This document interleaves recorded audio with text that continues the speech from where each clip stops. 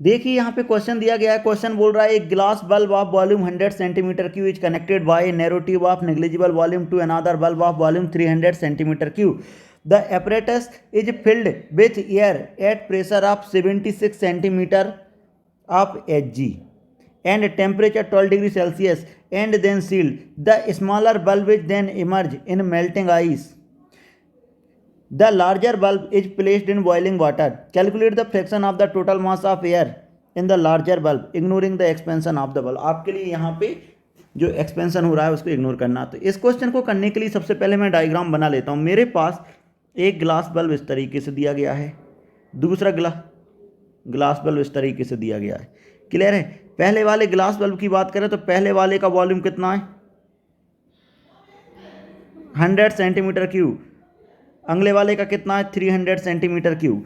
Clear है. दोनों का वॉल्यूम दिया गया है. इस वॉल्यूम को नाम दिया V1, एक वॉल्यूम को नाम दिया क्या V2. इसके अलावा आपसे बोला गया है कि इनिशियली जो टेम्परेचर, इनिशियल टेम्परेचर 273 प्लस 12, तो टी इनिशियल कितना लिख सकता हूँ मैं 285 केल्विन. तो इसका टेम्परेचर भी इनिशियली कितना है 285 केल्विन, इसका टेम्परेचर भी टी इनिशियली कितना है 285 केल्विन.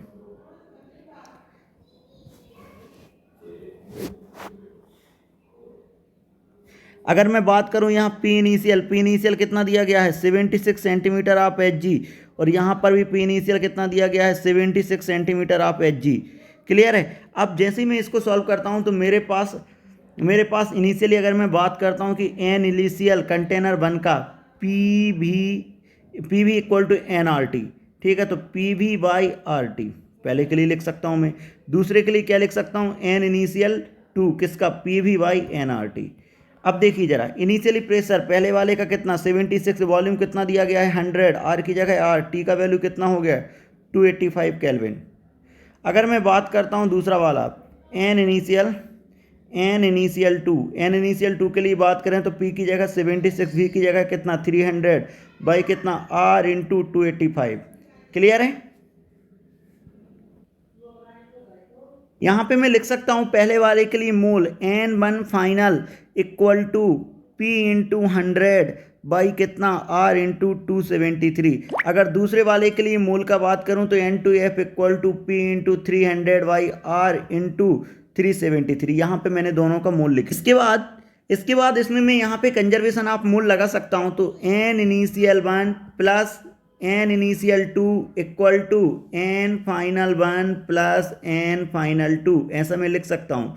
अब देखिए जरा, अगर मैं बात करता हूँ तो यहाँ पे आ जाएगा N इनिशियल 1 की बात करूँ तो 76 इंटू 100 डिवाइड बाई कितना 285 into R plus 76 into 300 divide by R into 285.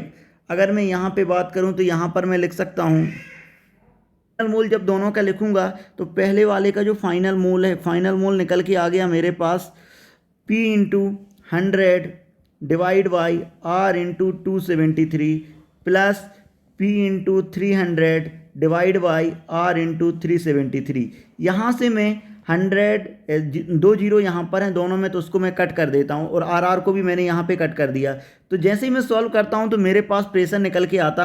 जैसे ही मैं यहाँ पे प्रेशर के लिए कैलकुलेट कर सकता हूँ तो मैं लिख सकता हूँ प्रेशर का वैल्यू जो आएगा वो कितना हो जाएगा 76 into 273 into 373 divide by 285 divide by 285 divide by 285 into, अगर मैं यहाँ पे वैल्यू रख देता हूँ सबका तो यहाँ पे तो आ गया 285, यहाँ पे कितना था 285 इंटू 1192. जैसे ही मैं इसको सॉल्व किया तो मेरे पास प्रेशर का वैल्यू आ गया 91.122. ये मेरे पास प्रेशर का वैल्यू आ गया. अब लेकिन क्वेश्चन में मुझे निकालना क्या है, calculate the fraction of the total mass of air in the larger bulb. आपको बताना है कि लार्जर बल्ब में कितना होगा फ्रैक्शन. तो हम लिख सकते हैं यहाँ पे लिख सकते हैं fraction equal to N final, larger bulb की बात कर रहा हूँ, N final divide by N1 initial plus N2 initial. ठीक है. मतलब फर्स्ट वाले का इनिशियल सेकंड, लेकिन सेकंड में निकाल रहा हूँ तो एन फाइनल किसका लेना पड़ेगा मुझे, सेकंड का लेना पड़ेगा. अब मैं यहाँ पे दोनों का वैल्यू रख देता हूँ. जैसे ही मैं दोनों का वैल्यू रखूँगा तो देखिए ज़रा एन फाइनल के लिए बात करूं, क्योंकि मेरे पास एन फाइनल में प्रेशर पता नहीं था, जो मैंने ऑलरेडी निकाल चुका हूं, तो क्या लिख सकता हूं, एन फाइनल 2 का वैल्यू, प्रेशर का वैल्यू कितना आया है 91.122 into 300 divide by R into 373 divide by, यहाँ पे बात करूँ तो N1 इनिशियल कितना आ गया 7600 divide by R into 285 plus 76 into 300 divide by R into 285। जैसे ही मैं इसको सॉल्व करता हूँ तो मेरे पास देखिए आर यहाँ से कैंसिल हो रहा है।